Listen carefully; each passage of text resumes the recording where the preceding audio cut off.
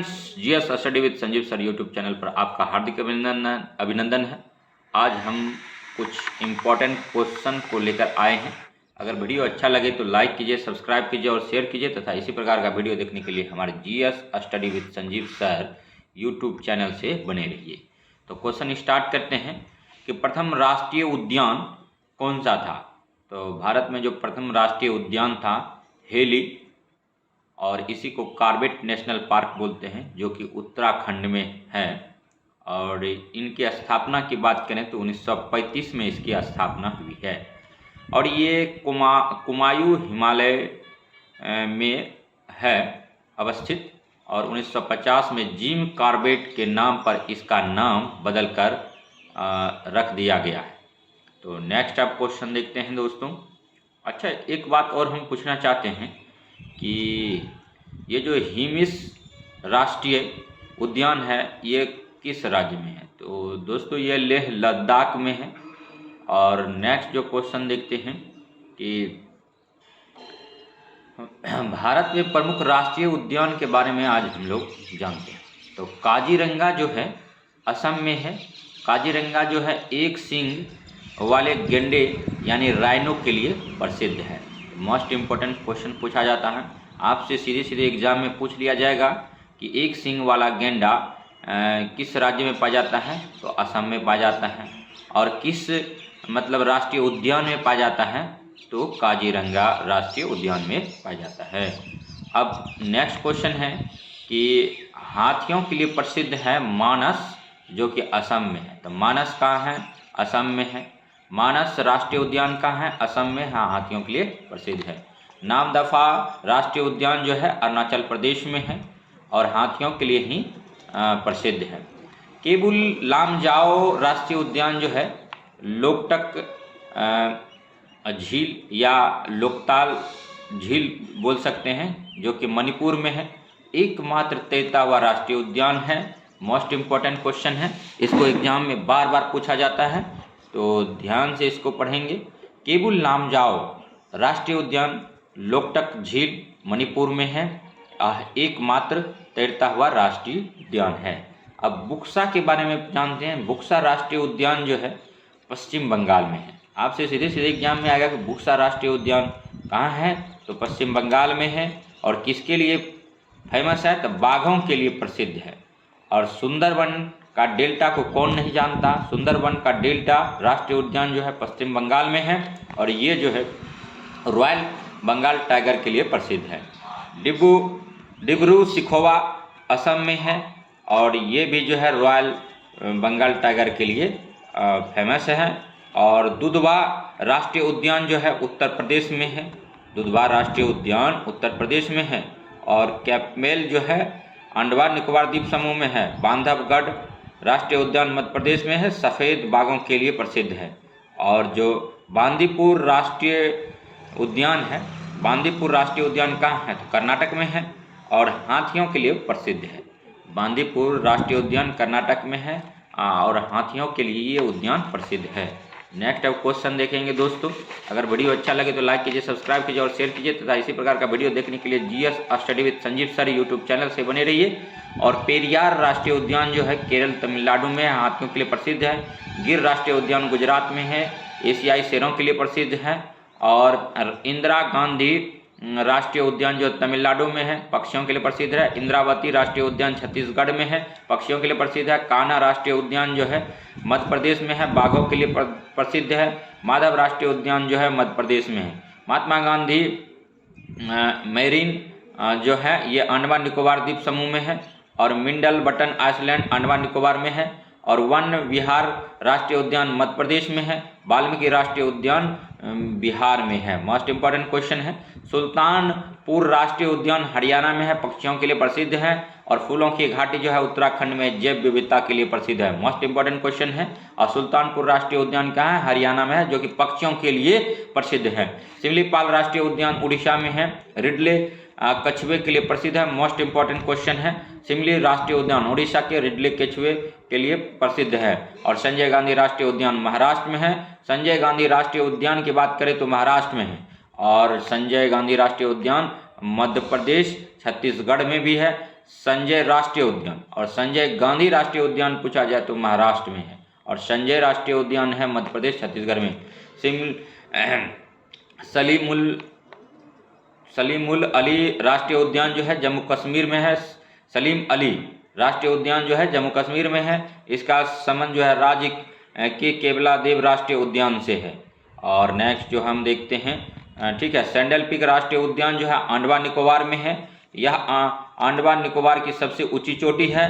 और रानी झांसी मैरीन राष्ट्रीय उद्यान जो है अंडमान निकोबार में ही है। राजाजी राष्ट्रीय उद्यान उत्तराखंड में है। पिन वैली राष्ट्रीय उद्यान हिमाचल प्रदेश में है।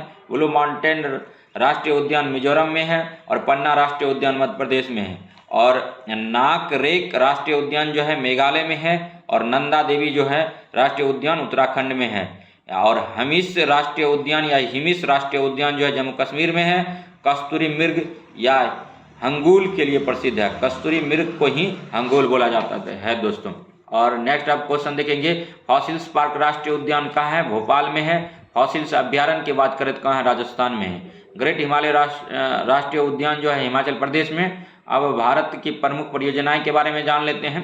बाघ परियोजना, इसे टाइगर परियोजना भी कहते हैं। इसका आरंभ या प्रारंभ जो है 1 अप्रैल 1973 को कान्हा किसली अभ्यारण्य से शुरू हुआ था, जो कि ये अभ्यारण्य जो है मध्य प्रदेश की है। और राजस्थान के कुछ इम्पोर्टेंट अभ्यारण्य के बारे में जान लेते हैं। रणथंभौर जो है ये राजस्थान के पहली अभ्यारण्य था। और सरिस्का जो है अलवर में है, ये राष्ट्रीय उद्यान है। और मुकुंदरा हिल्स जो है ये भी राजस्थान का ही बाघ परियोजना है। और नेक्स्ट अब देखते हैं हम लोग कि सर्वाधिक बाघ जो है मध्य प्रदेश में है या कर्नाटक में है। तो ध्यान देंगे, सर्वाधिक बाघ जो है वर्तमान में कर्नाटक में है। और मध्य प्रदेश को टाइगर स्टेट या बाघों का शहर कहते हैं। और टाइगर प्रोजेक्ट 1973 से चलाया जा रहा है। हाथी परियोजना जो है प्रारंभ इसका 7 दिसंबर 1992 से झारखंड के सिंहभूम से प्रारंभ हुआ है। तो हाथी परियोजना सीधे सीधे एग्जाम में पूछ लेता है कब स्टार्ट हुआ है? 1992 में।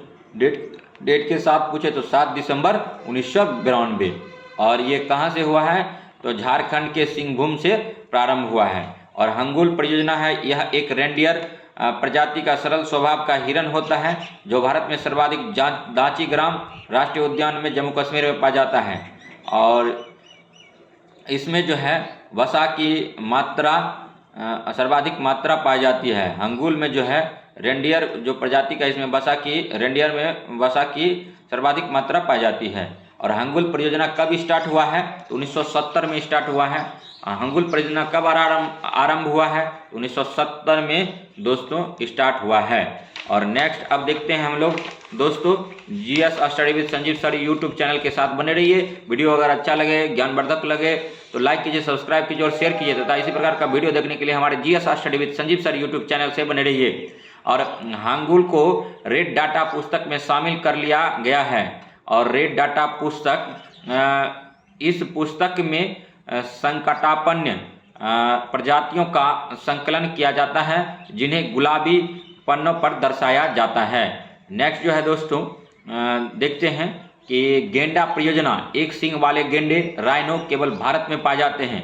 गेंडा परियोजना जो है एक सींग वाले गेंडे राइनो केवल भारत में पाए जाते हैं, याद रखेंगे। और भारत में राइनो प्रमुख रूप से मानस अभ्यारण्य और काजीरंगा में पाया जाता है और जल्दापारा में पाया जाता है। और इसका प्रारंभ जो है गेंडा परियोजना का प्रारंभ 1987 में किया था।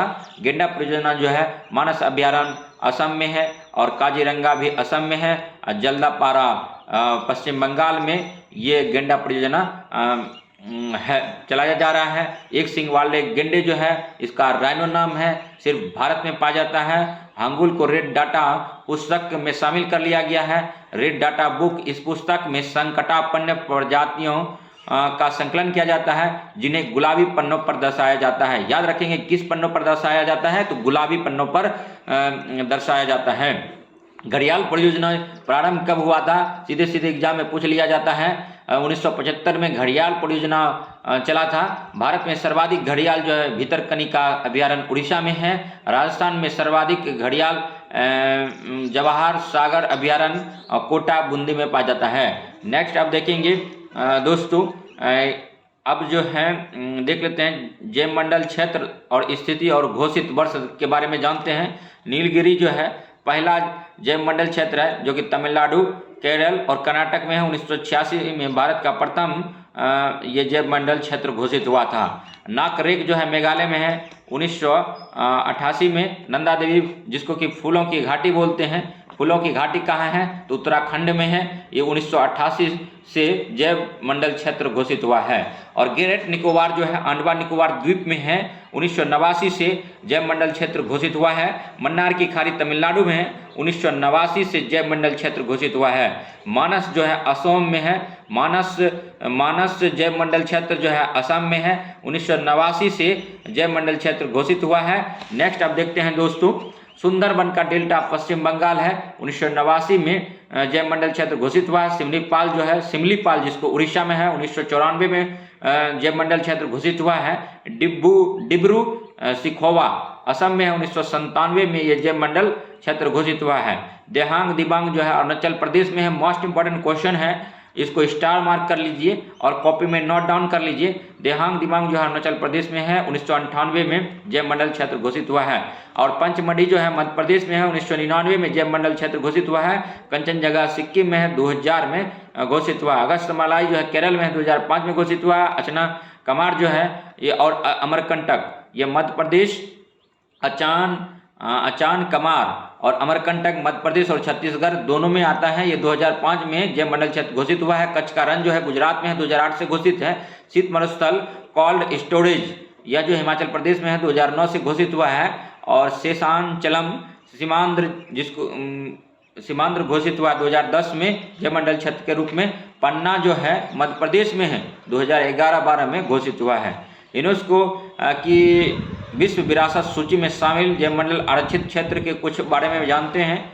और नीलगिरी हुआ है, सुंदरबन का डेल्टा हुआ, मन्नार की खाड़ी है, नंदा देवी है, फूलों की घाटी है, पंचमढ़ी है, सिमलीपाल है, नाकरेक है और अचना कमार अमरकंटक है। और इसके अलावा भी कई हैं, तो उसके बारे में आप हमारे कमेंट सेक्शन में कमेंट कीजिए कि यूनेस्को की विश्व विरासत सूची में शामिल जैव मंडल आरक्षित क्षेत्र कौन कौन से हैं। और कुछ क्षेत्र हम बता दिए, कुछ क्षेत्र अब आप बताएंगे। यूनेस्को की विश्व विरासत सूची में शामिल राष्ट्रीय उद्यान भारत का जो है कितना है ये भी कमेंट करना है आपको, राष्ट्रीय उद्यान। और नेक्स्ट जो है काजीरंगा जो है असम में है, ये जोरहट जिला में है और जिसको जोहाट जिला भी कहते हैं। केवला देवी राष्ट्रीय उद्यान भरतपुर राजस्थान में 1985 में ये घोषित हुआ था। इसे पक्षियों का स्वर्ग कहा जाता है। केवला याद रखेंगे, मोस्ट इंपॉर्टेंट क्वेश्चन है, इसको पॉइंट नोट डाउन करेंगे कि केवला देवी राष्ट्रीय उद्यान कहाँ है और इसे पक्षियों का स्वर्ग क्यों कहा जाता है, तो कमेंट कीजिए। और लेकिन केवला देवी राष्ट्रीय उद्यान को ही पक्षियों का स्वर्ग कहा जाता है, क्योंकि केवला देवी में रसिया से साइरस क्रेन आता है, अंडा दे के और पुनः वापस चला जाता है, पुनः फिर अंडा देने के लिए ही साइरस क्रेन केवला देवी राष्ट्रीय पक्षी अभयारण्य जो कि भरतपुर राजस्थान में है आता है।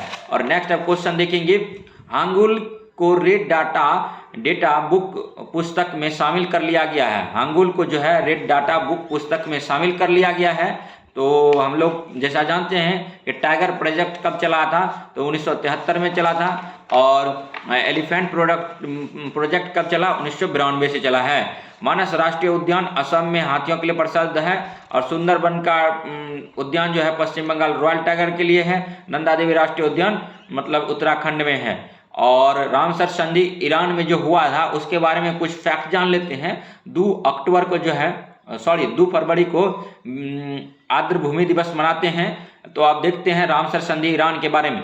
रामसर शहर जो है ईरान में पड़ता है। यह विश्व में आर्द्र भूमि के संरक्षण हेतु की गई संधि है। भारत ने 1 फरवरी 1982 को इस संधि में शामिल हो गया है। तो भारत जो है रामसर साइट में कब से शामिल हुआ है, 1 फरवरी 1982 से शामिल हो गया है। और रामसर संधि ईरान में जो हुआ था 1971 में हुआ था। और ये रामसर शहर का है, ईरान में है। और इसका मुख्य उद्देश्य जो है आर्द्र भूमि को पूरे वर्ल्ड में संरक्षण करना है। और इसमें कुछ साइट के बारे में हम बताते हैं। इसमें टोटल साइट कितना है ये आपको कमेंट बॉक्स में कमेंट करना है। चिल्का झील जो है उड़ीसा में है, बुलर झील जम्मू कश्मीर में है, केवला देवी भरतपुर राजस्थान में है, सांबर झील जयपुर राजस्थान में है, हरिके बैराज जो है पंजाब में है, लोकटक लोकताल झील मणिपुर में है। ये सब जो है रामसर संधि के तहत शामिल है और आर्द्र भूमि दिवस मनाते हैं 2 फरवरी को। और नेक्स्ट देखेंगे राजस्थान के अभयारण्य के बारे में कुछ जान लेते हैं, क्योंकि यहाँ से क्वेश्चन पूछा जाता है। राजस्थान में कुल राष्ट्रीय उद्यान कितने हैं कमेंट कीजिए। रणथंभौर राष्ट्रीय उद्यान 1980 में ये पहला राष्ट्रीय अभयारण्य है और राजस्थान का। और केवला देवी जो है भरतपुर में 1981 में दूसरा है। और नेक्स्ट देखते हैं टाइगर प्रोजेक्ट वहाँ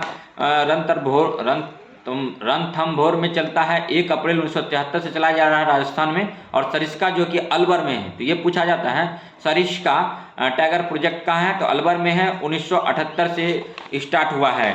और नेक्स्ट अब देखते हैं दोस्तों, नेक्स्ट केवला देव जो है भरतपुर में है, सांबर जयपुर में है। और वही क्वेश्चन करेंगे जो एग्जाम में आने की संभावना प्रबल है। और जंतर मंतर कहाँ है, जयपुर में है। और यह एक सौर वेधशाला भी है। अगर आप राजस्थान कभी घूमने जाते हैं तो जंतर मंतर का दर्शन अवश्य कीजिएगा।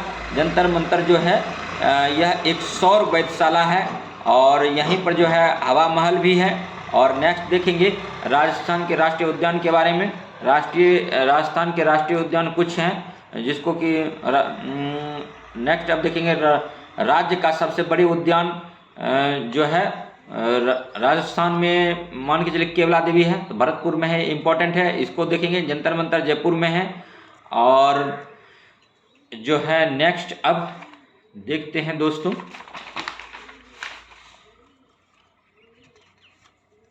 केवला देवी घना पक्षी विहार राष्ट्रीय उद्यान के बारे में जानते हैं, ये भी राजस्थान में है।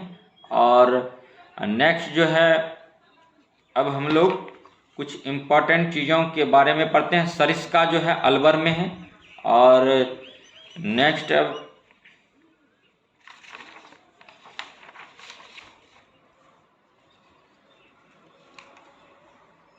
माउंट आबू अभयारण्य कहाँ है, सिरोही में है। और ये सिरोही कहाँ है, राजस्थान में पड़ता है। इसमें सर्वाधिक जंगली मुर्गे पाए जाते हैं। और नेक्स्ट जो है देखते हैं केवला देवी अभयारण्य करौली में है जो कि राजस्थान में ही है। और नेक्स्ट केवला देवी इसमें एक केवला देवी का मंदिर भी स्थित है जिनकी याद में लुंगिरिया गीत गाया जाता है जो एक भक्ति गीत है। और नेक्स्ट अब देखेंगे दोस्तों, अगर वीडियो अच्छा लग रहा हो तो लाइक कीजिए, सब्सक्राइब कीजिए और शेयर कीजिए, फटाफट शेयर कर दीजिए। और हमसे जुड़ने का कोशिश कीजिए। हम जो भी हमको अच्छा लगता है चीज़ें उसको नोट डाउन करते हैं, उसके बाद आपको हम पढ़ा देते हैं। तो अब हम लोग जानते हैं बांस के बारे में। Bamboo is a grass, most important question है। जैसे कि पूछा जाता है आलू का हम लोग क्या खाते हैं, तो आलू का हम लोग तना खाते हैं, ठीक है। एडिबल पार्ट ऑफ पोटैटो का स्टीम खाते हैं। उसी तरह से जो टेपिकोआ केरल में पाया जाता है उसका हम क्या खाते हैं, फल खाते हैं। फल उसका जमीन के नीचे है, नीचे देता है टेपिकोआ, और केरल में पाया जाता है। केरल को मसालों का घर भी बोला जाता है, याद रखेंगे। और मध्य प्रदेश को टाइगर स्टेट बोलते हैं। तो अब बांस जो है ये सबसे लंबी घास है, बम्बू इज ए ग्रास, हम पहले कह दिए हैं, यूपीएससी भी पूछ चुका है। और कई जगह अच्छे अच्छे यूपीपीसीएस और बीपीएससी वगैरह में ये क्वेश्चन पूछा गया है। तो बांस, बम्बू इज ए ग्रास, बांस एक घास है और इसे आदिवासियों का हरा सोना कहते हैं। तो आपसे पूछ देगा सीधे सीधे आदिवासियों का हरा सोना किसे कहते हैं, तो निसंदेह बांस आंसर होगा, क्योंकि आदिवासियों का कुटीर उद्योग इसी पर निर्भर होता है। आदिवासी इसी से तरह तरह के चीज़ें बनाते हैं दैनिक जीवन में जो यूज किया जाता है। और बांस जो है असम में भेलाघर बांस से बनाया जाता है, ये भी याद रखेंगे। और नेक्स्ट जो है अब देखते हैं हाथी घास कहाँ पाया जाता है, भूमध्यरेखीय क्षेत्र में अफ्रीकी के सवाना घास के मैदान में यह पाया जाता है, हाथी घास। और नेक्स्ट अब देखेंगे दोस्तों, नेक्स्ट अगर वीडियो अच्छा लगा हो तो लाइक कीजिए, सब्सक्राइब कीजिए और शेयर कीजिए तथा इसी प्रकार का वीडियो देखने के लिए हमारे GS study with Sanjeev sir YouTube channel से बने रहिए। और नेक्स्ट अब देखिए कि सबसे पहले पाइथागोरस ने बताया था कि पृथ्वी गोल है। अब आपसे कोई पूछ दे कि पृथ्वी गोल है, सबसे पहले कौन बोला था? तो सबसे पहले पाइथागोरस ने बताया था कि पृथ्वी गोल है। पृथ्वी पर अधिकतम ऊंचाई माउंट एवरेस्ट का 8,848 मीटर की है, लेकिन 2 किलोमीटर की बढ़ोतरी हुई है, तो इसीलिए 8,850 मीटर 50 किलोमीटर बोल सकते हैं। और पृथ्वी पर अधिकतम गहराई मोरियाना गर्त 11,022 मीटर की है। पृथ्वी की सतह के कठोर भाग को चट्टान कहते हैं। याद रखेंगे, पृथ्वी के कठोर भाग को क्या कहते हैं? चट्टान कहते हैं। और बेसाल चट्टान के टूटने फूटने से काली मिट्टी का निर्माण होता है, ये भी याद रखेंगे। काली मिट्टी को ही रेगुलर सॉइल और स्वतः जुताई वाली मिट्टी और कॉटन सॉइल के नाम से हम लोग इसको जानते हैं। और इसमें कपास का खेती किया जाता है। और बेसाल्ट चट्टान खास करके दक्कन प्लेटू में पाया जाता है। दक्कन का क्षेत्र जिसको बोलते हैं, उसी में काली मिट्टी के लिए बहुल क्षेत्र है। और ये क्षेत्र है महाराष्ट्र है, उसके बाद फिर गुजरात है और मध्य प्रदेश का क्षेत्र है। बेसाल्ट में लोहे की मात्रा सर्वाधिक होती है, ये भी याद रखेंगे। लोहा का संकेत जो होता है Fe होता है। जब मैग्मा किसी लंबवत दरार में जमता है तो इसे डाइक कहते हैं। तो आपसे सीधे सीधे पूछ लेगा कि डाइक किसे कहते हैं?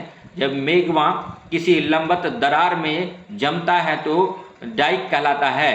खनिज तेल अपसादी चट्टान में पाया जाता है। मोस्ट इंपॉर्टेंट क्वेश्चन है, आपसे सीधे सीधे एग्जाम में पूछ लिया जाएगा कि खनिज तेल कहाँ पाया जाता है। जैसे खनिज तेल पेट्रोल हो गया, केरोसिन हो गया, ये सब कहाँ पाया जाता है? अपसादी चट्टानों में पाया जाता है। और नेक्स्ट देखेंगे कि स्ट्राम्बोली भूमध्य सागर में सिसिली के उत्तर में लिपारी द्वीप पर अवस्थित है। तो स्ट्राम्बोली जो है भूमध्य सागर का प्रकाश स्तंभ भी बोला जाता है। और स्ट्राम्बोली भूमध्य सागर में सिसिली के उत्तर में, याद रखेंगे, उत्तर में लिपारी द्वीप पर अवस्थित है। यह भूमध्य सागर का प्रकाश स्तंभ कहलाता है। ऑस्ट्रेलिया महाद्वीप में एक भी ज्वालामुखी नहीं है। ऑस्ट्रेलिया महाद्वीप में एक भी ज्वालामुखी नहीं है और दुबई में एक भी नदी नहीं है। याद रखेंगे, विश्व की सबसे लंबी पर्वत श्रेणी दक्षिण अमेरिका के पश्चिमी तट पर स्थित है। और विश्व की सबसे लंबी पर्वत जो है एंडीज पर्वत है। याद रखेंगे, टुंड्रा वन, यह बर्फ से ढका रहता है। गर्मी में यहाँ मांस तथा लाइकेन उगते हैं और कवक और शैवाल से लाइकेन का निर्माण होता है। और कवक और शैवाल मिलकर लाइकेन बनता है। लाइकेन जो है वायु प्रदूषक के सूचक हैं। और शंकुधारी वृक्ष पर्वतीय वन में पाए जाते हैं। शंकुधारी वृक्ष की पत्ती चौड़ी होती है। याद रखेंगे, पत्ती इनकी चौड़ी होती है। अफ्रीका एकमात्र महाद्वीप है जिससे होकर विषुवत वृत्त, कर्क वृत्त और मकर वृत्त गुजरते हैं। अगर वीडियो अच्छा लगा तो लाइक कीजिए, सब्सक्राइब कीजिए तथा शेयर कीजिए तथा इसी प्रकार का वीडियो देखने के लिए हमारे GS study with Sanjeev sir YouTube channel से बने रहिए। और जैसे कि बीच बीच में लाइफ इज ब्यूटीफुल, हम लोग अपनी ज़िंदगी को किस तरह से सुंदर बना सकते हैं, तो कुछ चंद लाइन भी सुनिए। जिंदगी एक अभिलाषा है, सवर जाए तो दुल्हन है, बिखर जाए तो तमाशा है। जिंदगी बहुत कुछ सिखाती है, जिंदगी थोड़ा हंसाती है, थोड़ा रुलाती है। खुद से ज़्यादा किसी पर भरोसा मत करना, क्योंकि अंधेरे में परछाई भी साथ छोड़ जाती है। तो दोस्तों, हार्ड वर्क कीजिए और कड़ी मेहनत से ही सफलता आपकी कदम चूमेगी। और जितना भी हो सके अभी इनपुट दीजिए, भविष्य में आप जरूर अधिकारी बनेंगे। और अपने आप को ये मत कहिए कि मैं अयोग्य हूँ, कमज़ोर हूँ और दरदूरसी व्यक्ति हूँ, मुझे देवी देवताओं पर विश्वास नहीं है। सब चीज़ कीजिए, देवी देवताओं को भी मानिए और दूरदर्शी व्यक्ति मत बनिए और अपने आप को कमज़ोर मत समझिए, अपने आप को अयोग्य मत समझिए। लेकिन हमारा बस ये कहना है कि किसी भी जाति धर्म से हम लोग हैं, लेकिन उससे कोई मतलब नहीं है। माता पिता ही हमारे लिए भगवान हैं और हम लोग योग्य बनने के लिए अयोग्य हैं, तो योग्य बनने के लिए सतत प्रयास करेंगे, कठिन परिश्रम करेंगे और एक दिन हमें सफलता जरूर मिलेगी। अब जैसे कि सुशासन दिवस के बारे में बात करेंगे। सुशासन दिवस किसके जन्मदिन पर मनाया जाता है? तो सुशासन दिवस कब मनाया जाता है? पहले तो ये क्वेश्चन है और बिहार एसआई में पूछा जाता है। 25 दिसंबर को सुशासन दिवस मनाया जाता है और ये अटल जी के जन्मदिन पर मनाया जाता है। अटल जी कौन थे? पूर्व में भारत के प्रधानमंत्री थे और इन्हें भारत रत्न भी दिया गया था और 25 दिसंबर 2016 से सुशासन दिवस मनाया जा रहा है।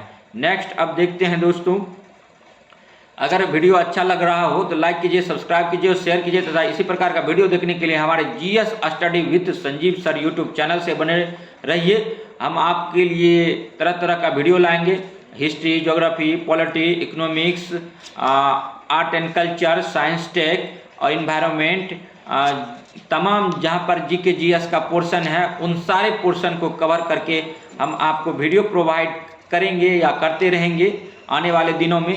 बस आप हमसे जुड़ते रहिए और हमको मोटिवेट करने के लिए लाइक कीजिए, शेयर कीजिए और कमेंट कीजिए तथा इसी प्रकार का वीडियो देखने के लिए हमारे GS study with Sanjeev sir YouTube channel से जुड़े रहिए। और जैसा कि हम लोग जानते हैं कि अभी 69th बीपीएससी प्रीलिम्स आने वाला है, उसके लिए काफ़ी समय भी है और भिन्न भिन्न यूट्यूबर भिन्न भिन्न तरीके से आपको बताते हैं।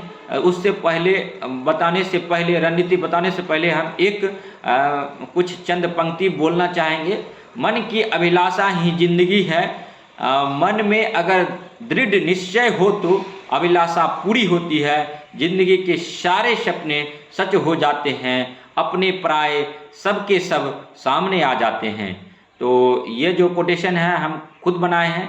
हम बीटेक इलेक्ट्रिकल इंजीनियरिंग से पास आउट हैं, उसके बाद फिर बीएड मैंने किया है मैथ एंड फिजिकल साइंस से और सीटेट क्वालिफाइड हूँ और कई एग्ज़ाम हम निकाले लेकिन फाइनल अभी नहीं हुआ है। तो हम भी प्रयासरत रहें, आप भी हमारे साथ प्रयासरत रहिए और हमारा मेन मोटो जो है, एक शिक्षक तो हम बन ही गए हैं लेकिन हम चाहते हैं कि यूपीएससी बीपीएससी में जो हम बहुत लॉन्ग टाइम ड्यूरेशन दिए हैं और उनमें कुछ अच्छा कर पाएँ, तो उसी के लिए हम सतत प्रयास कर रहे हैं। और आप सबों को हम ज्ञान नहीं दे रहे हैं, हम जो सीखते हैं वही चीज़ हम आपको बांट रहे हैं। सुने हैं कि ज्ञान बांटने से ज्ञान बढ़ता है, तो हम दानी जरूर हैं लेकिन हम ज्ञान का दानी हैं दोस्तों।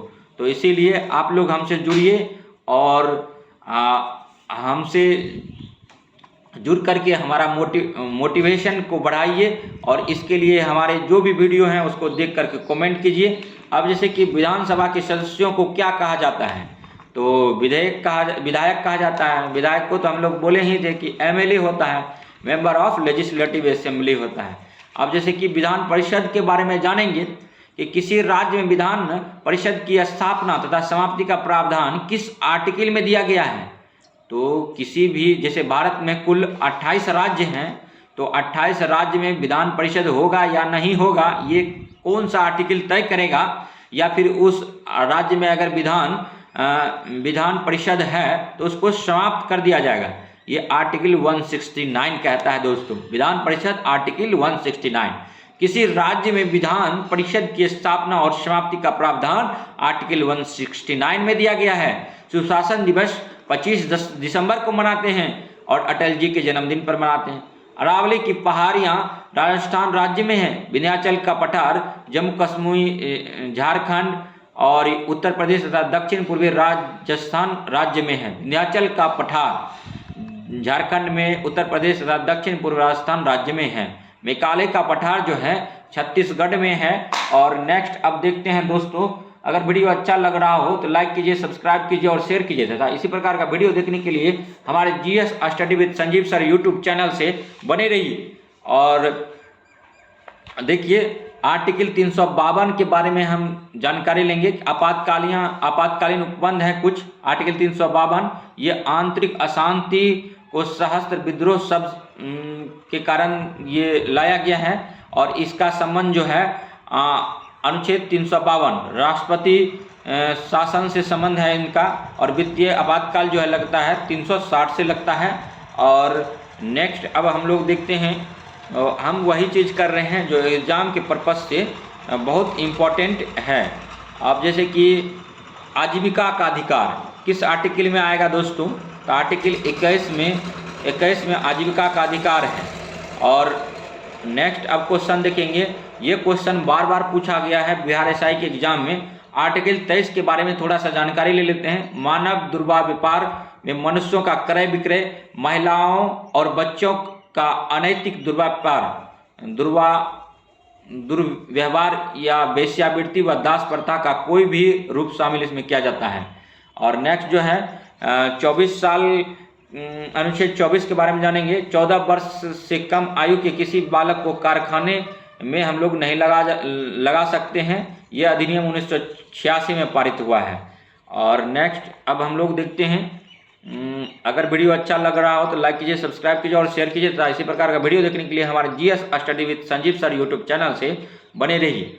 और अगर मतलब अब जैसे कि देखिए, फकीर विद्रोह का नेतृत्वकर्ता कौन था? तो मजनू शाह था, जो कि बंगाल में हुआ था। रंगपुर विद्रोह धीरज नारायण बंगाल में हुआ था। पागलपंथी विद्रोह टीपू शाह के नेतृत्व में हुआ था बंगाल में। पाइका विद्रोह पूछा जाता है, बीपीएससी में भी पूछा जाता है, बक्सी जगबंधु उड़ीसा, यानी पाइका विद्रोह का जो उड़ीसा में जो हुआ था, इसका नेतृत्वकर्ता कौन थे, लीडर कौन था? तो बक्सी जगबंधु थे, विद्याधर थे। और फैरेजी विद्रोह दादू मियाँ इनका नेतृत्वकर्ता थे, बंगाल में हुआ था। अहोम विद्रोह जो है गोमधर कुंवर असम में हुआ था। खासी विद्रोह का नेतृत्वकर्ता तीरथ सिंह था। जयंतिया पहाड़ियाँ मेघालय में जो है हुआ था। कुका विद्रोह भगत जवाहर मल एवं राम सिंह कुका के नेतृत्व में पंजाब में हुआ था। और मणिपुर विद्रोह जो है जेडी नाग एवं रानी गेडेनल्यू मणिपुर में हुआ था। तो नेक्स्ट अब देखेंगे, अगर वीडियो अच्छा लग रहा हो तो लाइक कीजिए, सब्सक्राइब कीजिए और शेयर कीजिए तथा इसी प्रकार का वीडियो देखने के लिए हमारे GS study with Sanjeev sir YouTube channel से बने रहिए। भारत का प्रथम स्वतंत्रता संग्राम बीडी सावरकर बोला था, इतिहासकार थे बीडी सावरकर। राष्ट्रीय विद्रोह डिजरायली बोला था, ये भी एक इतिहासकार थे। पूर्णतः सिपाही विद्रोह सर जॉन लॉरेंस एवं सिले ने बोला था। और बर्बरता तथा सभ्यता के बीच का युद्ध J.R. होम्स बोला था। और धर्मांधों का ईसाइयों के विरुद्ध युद्ध L.E.R. रीज बोले थे। तो नेक्स्ट अब देखेंगे हम लोग, ठीक है। और अगर वीडियो अच्छा लग रहा हो तो लाइक कीजिए, सब्सक्राइब कीजिए और शेयर कीजिए तथा इसी प्रकार का वीडियो देखने के लिए हमारे GS study with Sanjeev sir YouTube channel से बने रहिए। हम आपके लिए तरह तरह का वीडियो लाएंगे जो कि आपके लिए बहुत ही हेल्पफुल होगा और एग्ज़ाम में आपका अच्छे स्कोर लाने में मदद करेगा। तो आज हम लोग बिहार के शेरशाह सूरी के बारे में थोड़ा सा जान लेते हैं। शेरशाह सूरी 1540 से 45 तक इसका कार्यकाल रहा था। बचपन का नाम फरीद खां था। फरीद खां ने दक्षिणी बिहार में लोहानी शासक बहार खां के यहाँ नौकरी की थी। बहार खां लोहानी ने इसे शेर खां की उपाधि दी थी। तो शेरशाह सूरी को शेर खां की उपाधि कौन दिया था? तो क्वेश्चन पूछा जाता है, बहार खां लोहानी ने दिया था। हुमायूं को पराजित करने के पश्चात वह शेरशाह के नाम से गद्दी पर बैठा और उसने अफगान राज्य की स्थापना की। शेरशाह ने ग्रांड ट्रंक सड़क की मरम्मत कराई। मलिक मोहम्मद जियासी शेरशाह के समकालिक थे और मलिक मोहम्मद जियासी जो थे शेरशाह के समकालीन थे।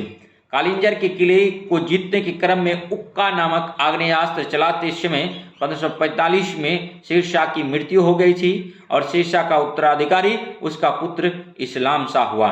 शेरशाह ने, अगर प्रशासन की बात करें तो शेरशाह ने कई सुधार किए थे। शेरशाह ने दाग एवं हुलिया पद्धति पुनर्जीवित की थी।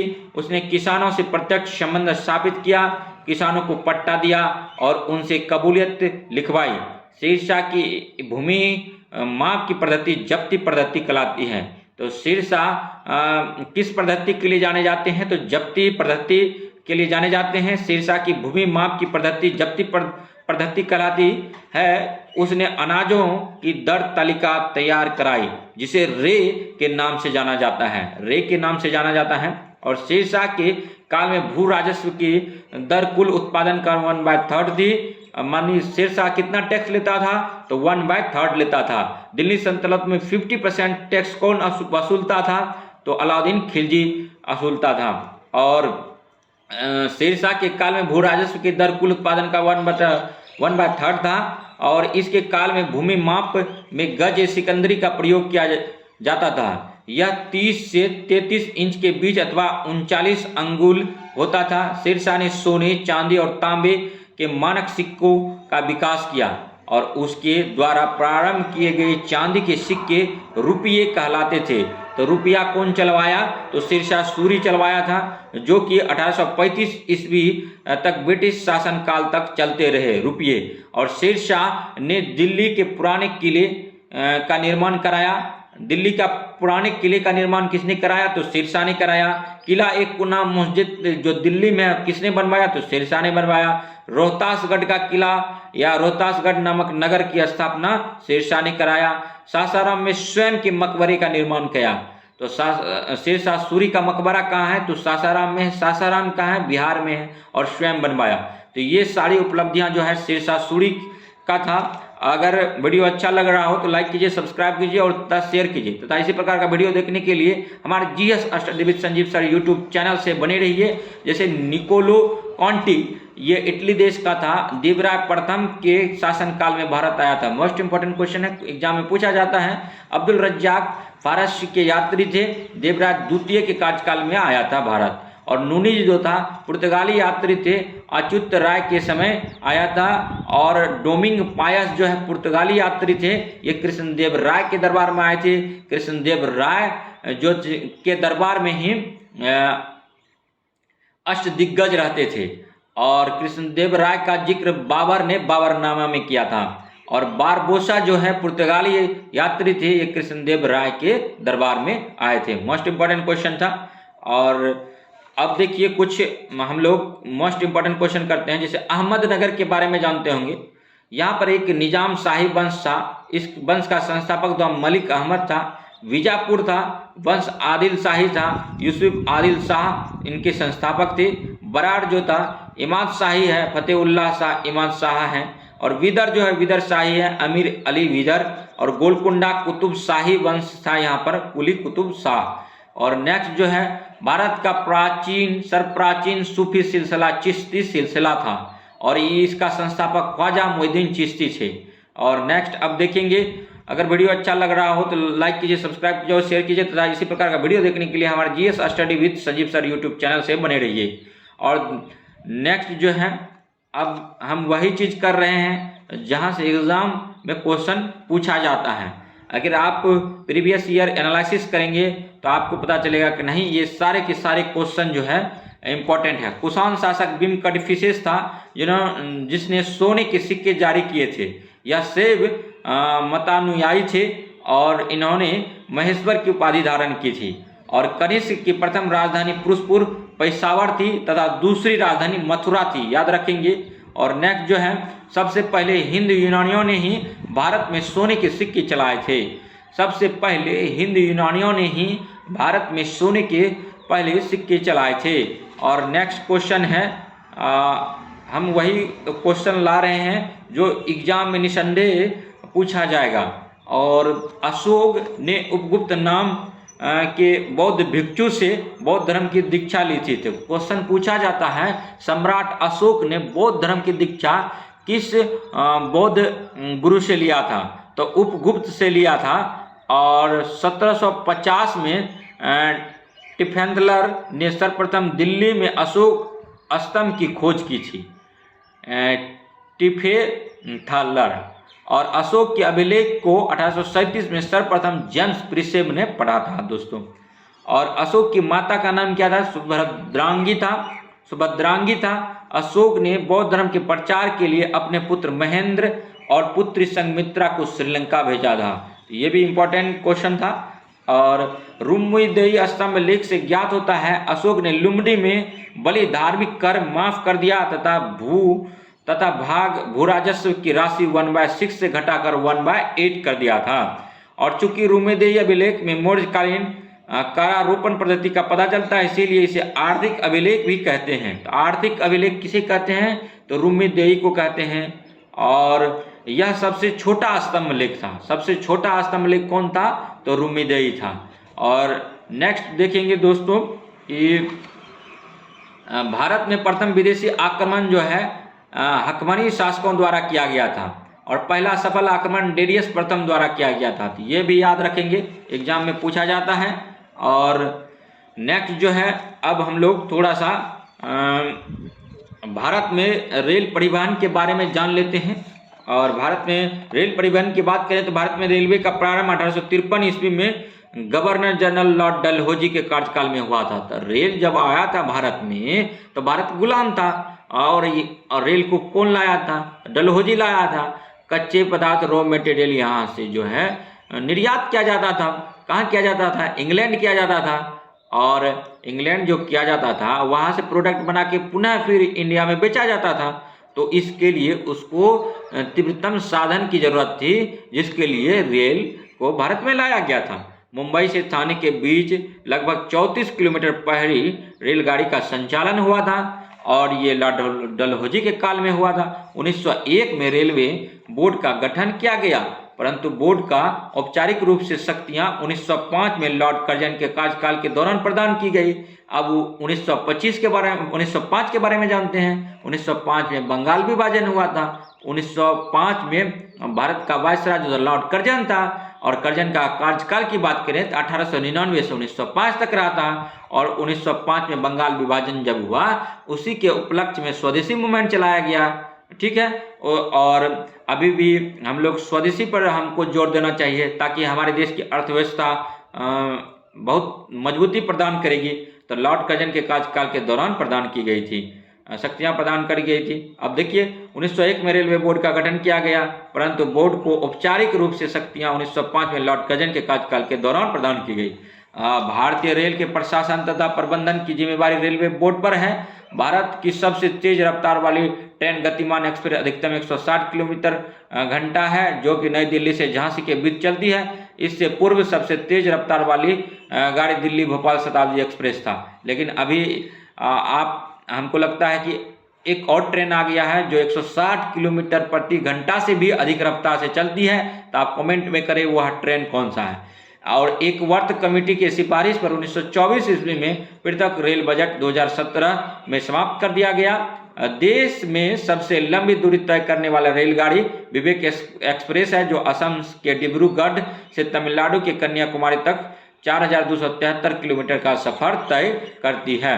वर्तमान में भारत में सबसे पुरानी मेट्रो रेल सेवा दमदम से टॉलीगंज कोलकाता मेट्रो है, जिसकी शुरुआत 1984 में हुई थी। 2002 में दिल्ली मेट्रो रेल सेवा की शुरुआत हुई। तो दिल्ली में जो मेट्रो रेल सेवा की शुरुआत हुई है दोस्तों, 2002 से हुई है। दिल्ली मेट्रो को संयुक्त राष्ट्र द्वारा ग्रीन हाउस गैस उत्सर्जन कम करने के लिए कार्बन क्रेडिट प्राप्त करने वाली विश्व में पहली मेट्रो रेल और रेल आधारित प्रणाली के रूप में प्रमाणित किया गया है। विश्व की पहली मेट्रो रेल 1863 में लंदन में चलाई गई थी। तो याद रखेंगे, मोस्ट इंपोर्टेंट क्वेश्चन है, आपसे पूछा जाएगा एग्जाम में, विश्व की पहली मेट्रो रेल कहाँ चली थी और कब चली थी? तो लंदन में चली थी और 1863 में चली थी। और जबकि चीन की संघाई मेट्रो विश्व की सबसे लंबी मेट्रो नेटवर्क सेवा है। सवारी डिब्बे का निर्माण पेरम्बूर चेन्नई के निकट होता है। कोलकाता तथा बेंगलुरु में किया जाता है, यानी सवारी डिब्बे का निर्माण। रेल इंजन बनाने का नया कारखाना मधेपुरा बिहार में, इलेक्ट्रिकल इंजन एवं मढ़ौरा डीजल इंजन बिहार में स्थापित किया गया है। रेल पहिए बनाने का कारखाना छपरा बिहार एवं rail coach factory Raebareli Uttar Pradesh में स्थापित किया गया है। भारतीय रेलवे की उत्पादक इकाइयों की सूची के बारे में जानते हैं। उत्पादन इकाई का नाम और कहाँ स्थित है।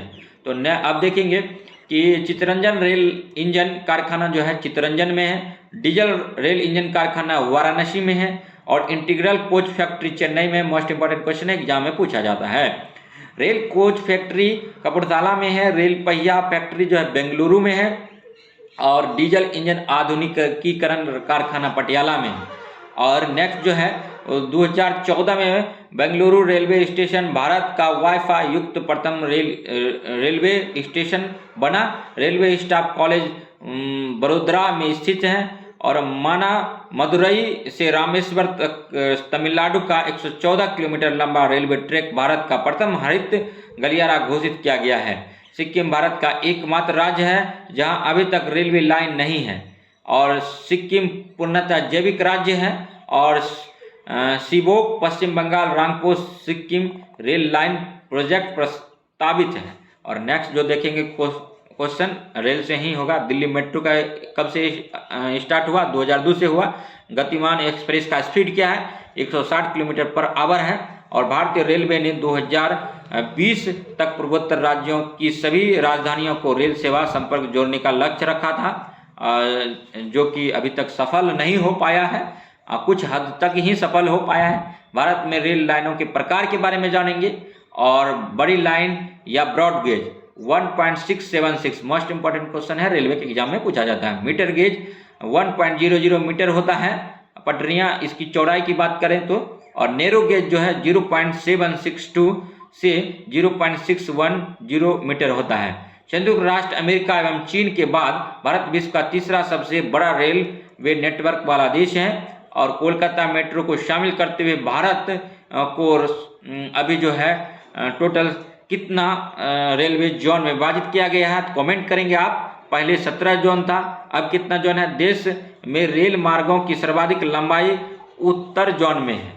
और अब देखेंगे रेलवे जोन का मुख्यालय। दक्षिण रेलवे जोन का मुख्यालय चेन्नई है, मध्य का मुंबई CST है, और पश्चिमी का मुंबई चर्च गेट है, उत्तरी का नई दिल्ली है, उत्तरी पूर्वी का गोरखपुर है, दक्षिणी पूर्वी का कोलकाता गार्डन रीच है, पूर्वी का कोलकाता है, उत्तर पूर्वी सीमांत का मालेगांव गुवाहाटी है, दक्षिण मध्य रेलवे का मुख्यालय जो है सिकंदराबाद है, पूर्व मध्य का रेलवे का हाजीपुर है, उत्तर पश्चिम रेलवे का जयपुर है, पूर्वी तट का भुवनेश्वर है, ईस्ट कोस्ट रेलवे का मुख्यालय भुवनेश्वर है, और उत्तर मध्य का इलाहाबाद है, दक्षिण पूर्व मध्य रेलवे का बिलासपुर है, दक्षिण पश्चिमी हुबली है, पश्चिम मध्य का जबलपुर है, कोलकाता मेट्रो का कोलकाता है।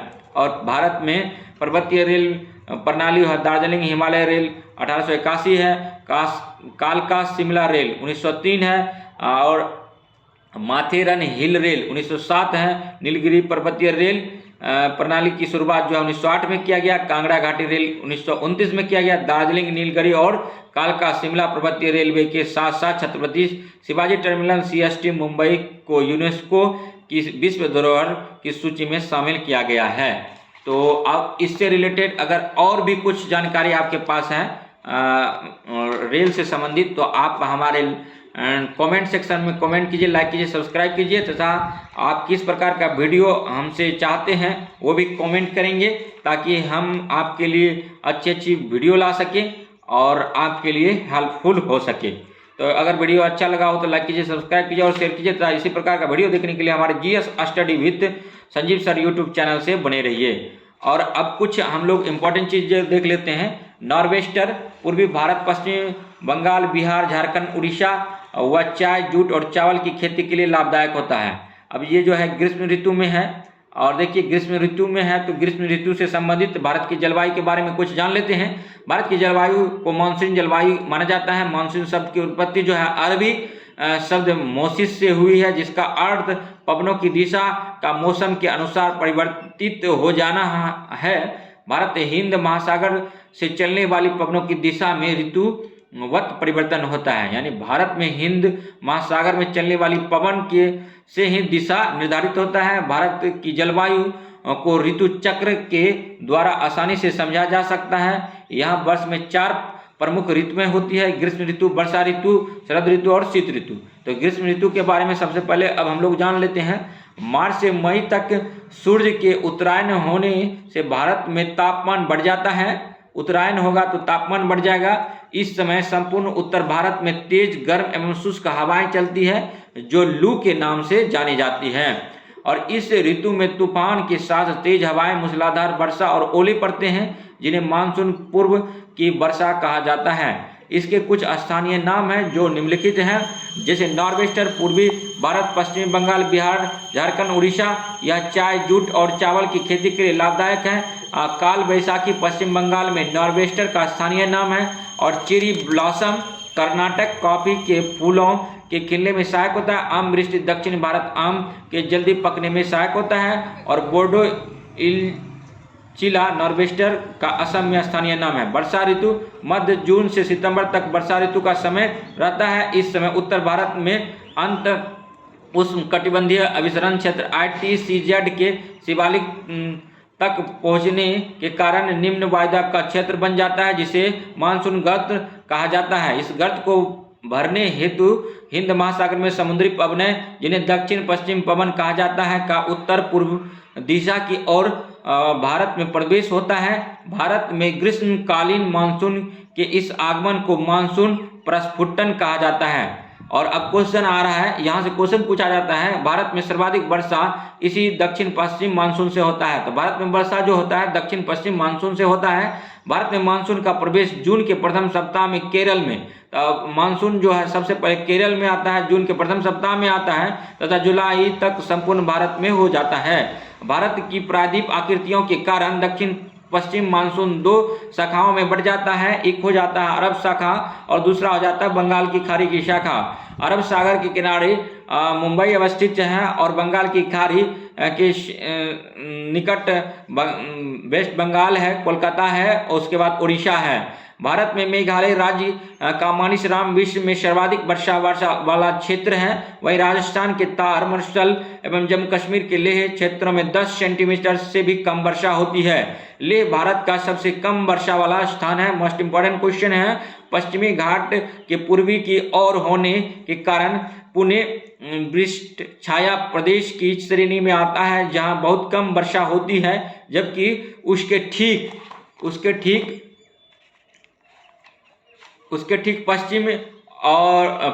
पश्चिमी घाट के पश्चिमी छोर पर महाबलेश्वर में पर्याप्त मात्रा में वर्षा होती है। तमिलनाडु के कोरोमंडल तट की अवस्थिति दक्षिण पश्चिम मानसून की दिशा के समांतर तथा तमिलनाडु के आंतरिक भागों की वृष्टि छाया क्षेत्र में होने के कारण यह क्षेत्र दक्षिण पश्चिम मानसून से वर्षा नहीं प्राप्त कर पाता है।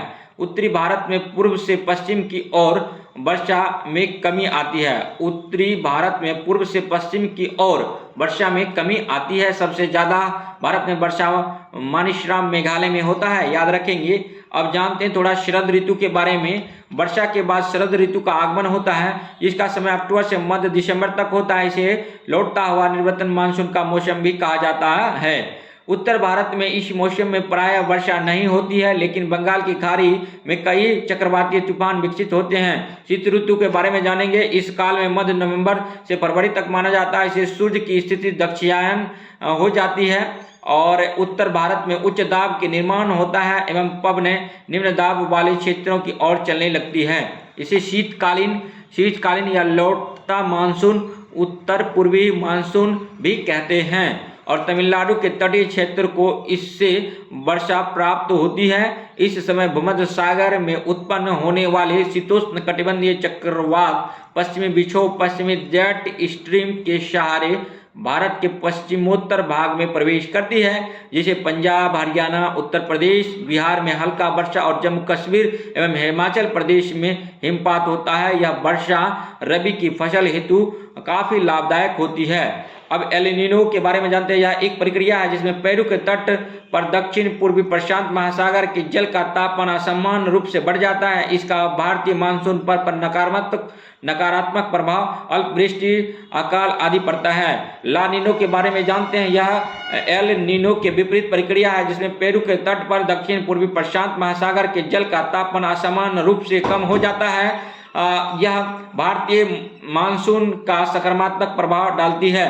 भारत के दैनिक मौसम मानचित्र भारत मौसम विज्ञान विभाग जो है पुणे द्वारा तैयार किया जाता है। मोस्ट इंपोर्टेंट क्वेश्चन है। वर्तमान में भारत में मौसम संबंधी सेवाएं भारतीय मौसम विज्ञान विभाग द्वारा प्रदान की जाती है। इसका मुख्यालय नई दिल्ली में है तथा यह पृथ्वी विज्ञान मंत्रालय के अंतर्गत कार्य करता है। अब जैसे एल नीनो है और ला नीनो है, तो एल नीनो के विपरीत जो होता है ला नीनो होता है। पेरू के तट पर दक्षिण पूर्वी प्रशांत महासागर के जल का तापमान असामान्य रूप से कम हो जाता है। यह भारतीय मानसून का सकारात्मक प्रभाव डालती है। तो अगर वीडियो अच्छा लगा तो लाइक कीजिए, सब्सक्राइब कीजिए और शेयर कीजिए। तो आज इसी प्रकार का वीडियो देखने के लिए हमारे GS study with Sanjeev sir YouTube channel से बने रहिए। हम आपके लिए तरह तरह का बुक पढ़ते हैं तथा तदुपरांत आपको हम जो है वीडियो प्रोवाइड करते हैं। और अगर वीडियो अच्छा लग रहा हो तो लाइक कीजिए, सब्सक्राइब कीजिए और शेयर कीजिए। तो इसी प्रकार का वीडियो देखने के लिए हमारे GS study with Sanjeev sir YouTube channel से बने रहिए। तब तक के लिए धन्यवाद। जय हिंद, जय भारत।